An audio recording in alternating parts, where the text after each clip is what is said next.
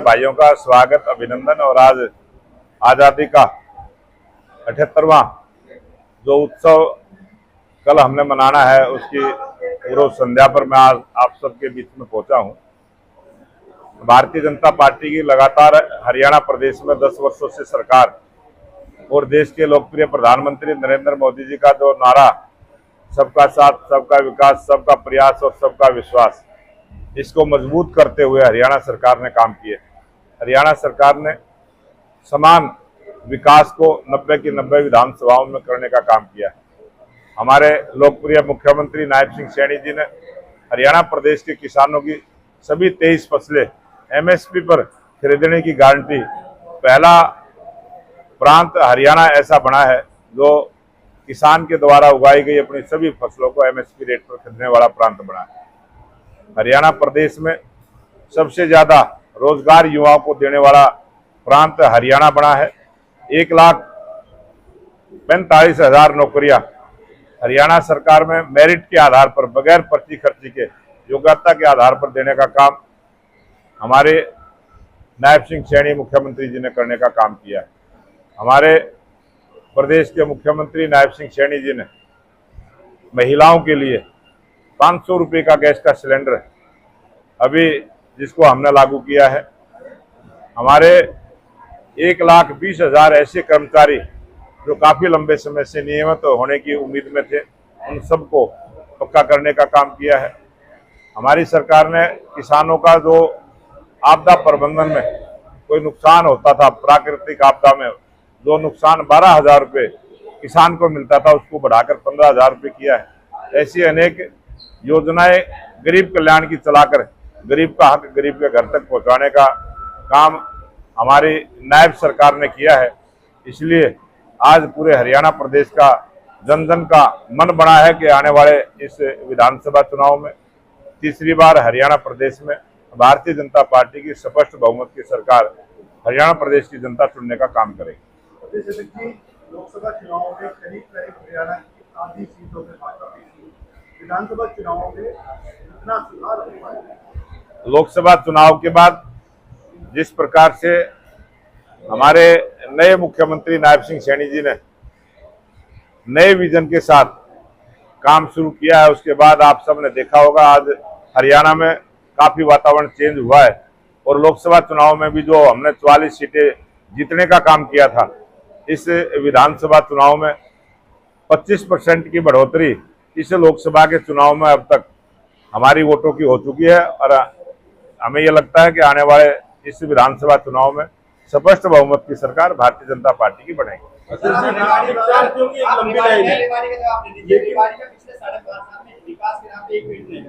विकास के आप जिस सड़कों पर चलते हैं, ये सारी की सारी सड़कें मैं कह सकता हूं 2014 के बाद नई बनी है। मैं ये कह सकता हूं बहुत सारी ऐसी सरकारी बिल्डिंगें यहाँ बनी है। एम्स जो सबसे बड़ा काम आपके जिले में हुआ है, बहुत सारे ऐसे काम हुए हैं जो कोई भी गांव, कोई भी पंचायत ऐसी नहीं मिलेगी ऑन रिकॉर्ड 1 करोड़ से नीचे किसी भी पंचायत में विकास का पैसा गया हो। इतने विकास के काम हुए हैं, आप आकलन करके देखेंगे पहले की सरकारों में और भारतीय जनता पार्टी की सरकार में जिस पारदर्शिता के साथ विकास के काम हुए हैं। प्रत्येक पंचायत को 1 करोड़ से ऊपर के विकास की राशि हरियाणा सरकार ने दी। एकता की बात कर रहे हैं, लगातार की बात कर रहे हैं। अगर बात कर ले तो अभी 2 पूर्व मंत्री ने यहाँ पर कार्यकर्ता सम्मेलन किए और पार्टी को आईना दिखाने का काम कर रहे थे, तो ऐसे में तो विभिन्न दिशा में इस तरह हो रहे थे, तो आप सत्ता प्राप्ति करेंगे। हमारे सभी नेता, हमारे सभी कार्यकर्ता एक ही लाइन में, एक ही दिशा में सब काम करने के लिए लगे हुए हैं और सभी का एक ही मकसद है कि तीसरी बार हरियाणा प्रदेश में भारतीय जनता पार्टी की स्पष्ट बहुमत की सरकार बने। इसी काम में हमारे सभी कार्यकर्ता लगे।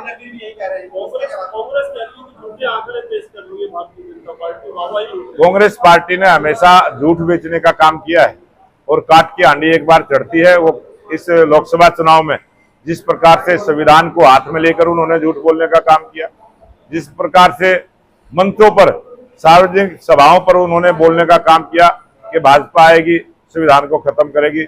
इस प्रकार की जो बड़ी झूठ कांग्रेस ने बोली है, अब ये इस विधानसभा चुनाव में कांग्रेस की झूठ बिकने वाली नहीं है।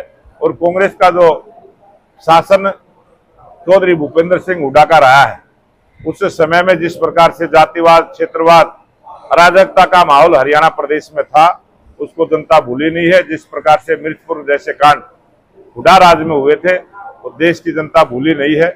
और जिस प्रकार से वो आज घूम रहे हैं कि हम हिसाब मांग रहे हैं, इसका हिसाब जनता ने 2014 में भी दिया था, 2019 में भी दिया है, और अब 2024 के चुनाव में भी हरियाणा प्रदेश की जनता इसका जवाब देगी। सर, माना जाता है कि टिकट कहीं ना कहीं जो टिकट बंटवारा होता है उसमें गलती की वजह से कुछ सीटें भाजपा हार गई थी। इस बार भी टिकट की लंबी लाइन है, तो आपको लगता नहीं जिनकी टिकट कटेगी वो कहीं ना कहीं बगाव की शुरू? भारतीय जनता पार्टी का कोई भी नेता, कोई भी कार्यकर्ता बिल्कुल बगावत नहीं करेगा। भारतीय जनता पार्टी का कार्यकर्ता इस राष्ट्र के लिए काम करता है और राष्ट्र को सर्वोपरि मानते हैं, और भारतीय जनता पार्टी की जीत राष्ट्र की जीत होगी। 2014 में चुनाव से पहले सीटों के लिए एक नारा दिया गया, इतने बार फिर उसके बाद में फिर नारा दिया गया 2019 में। अब की बात जो है भाजपा के साथ समझौता हो चुका है, तो 90 की 90 लड़ेगी या अपने हिसाब से तालमेल करके लड़ेगी? भारतीय जनता पार्टी की सरकार का अलोपा ने लगातार 5 वर्षों से साथ दिया है। एक विधायक है और उनकी इससे ज्यादा डिमांड भी नहीं है, वही हमारा समझौता है।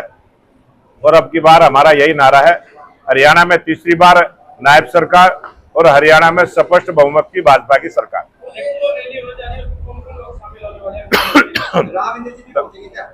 सभी नेता हमारे, जितनी भी हमारी विधानसभा की रैलियां होंगी, सभी नेता उसमें पहुंचेंगे और राव इंद्रजीत भी पहुंचेंगे। सर, विदेश में लगातार हरियाणा में एक सुर्खियां बटोर रही थी, तो आपको क्या लगता है कि इसमें कहीं सरकार की कुछ कमियां रही है या खिलाड़ी की कमियां रही है, उनके जो 7 लोग होते हैं फिजियोथेरेपिस्ट, डॉक्टर, उनकी कुछ कमियां रही है? ये कांग्रेस पार्टी ने इसको मुद्दा बनाने का काम किया है, और कांग्रेस पार्टी हमेशा इसी प्रकार की आड़ लेकर राजनीति करना चाहती है।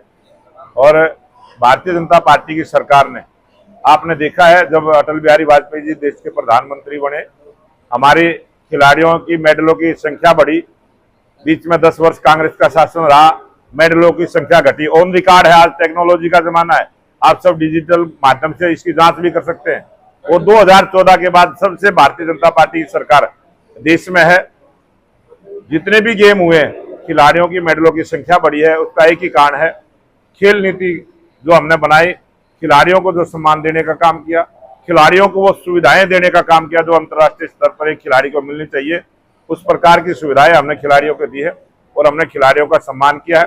कल 15 अगस्त को भी जितने भी हमारे देश के खिलाड़ी मेडल जीत के लेके आए हैं, उन सबके साथ प्रधानमंत्री जी का मिलना रहेगा।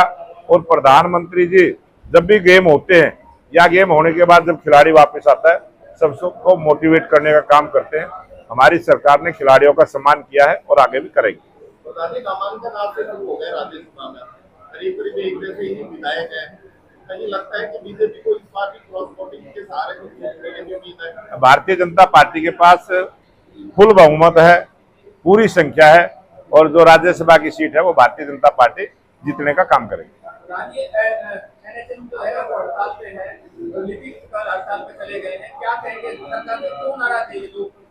कर्मचारियों की मांग होती है, ये नाराजगी नहीं होती है। और वो जब जब चुनाव आते हैं, ऐसे आंदोलन भी होते हैं, मांग भी होती है, और उनको सरकार स्वीकार भी करती है।